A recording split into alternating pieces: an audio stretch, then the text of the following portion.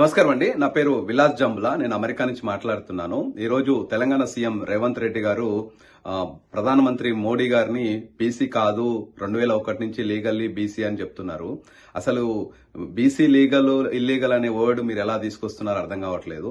2001లో మోడీ గారు బీసీ అయితే మరి 2004లో కాంగ్రెస్ గవర్నమెంట్ వచ్చినప్పుడు మీరు ఏం చేశారు? గాడిదకి పళ్ళు తోముతున్నారా?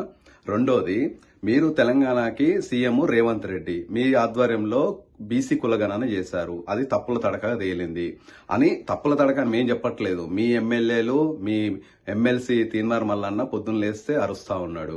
మీ స్టాండ్ ఏంది? సో ఇదంతా ఎందుకు? సీఎం రేవంత్ రెడ్డి గారు, మీరు రేవంత్ రెడ్డి గారు రెడ్డి కదా, మీరు తెలంగాణ సీఎం పదవికి రాజీనామా చేసి ఒక బీసీకి ఇచ్చేసేయండి మీ పార్టీలోనే.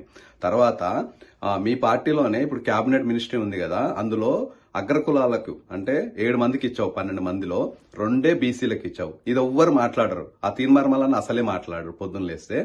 ఇప్పుడు రాహుల్ గాంధీది ఏ కులం అండి? రాహుల్ గాంధీది ఏ మతము? సోనియా గాంధీది ఏ కులము, ఏ మతము? ప్రియాంక గాంధీది ఏంటిది? ఇవి మీకు చర్చకు రావా? అనవసరంగా రాద్ధాంతం చేయకండి. మీకు నీతి నియతి నియమ నిబంధనలు కనుక ఉంటే ముందు రాజీనామా చేసి ఒక బీసీకి ఇవ్వండి. మీ కేబినెట్ లో బీసీలకి ఎక్కువ పోస్ట్ ఇవ్వండి.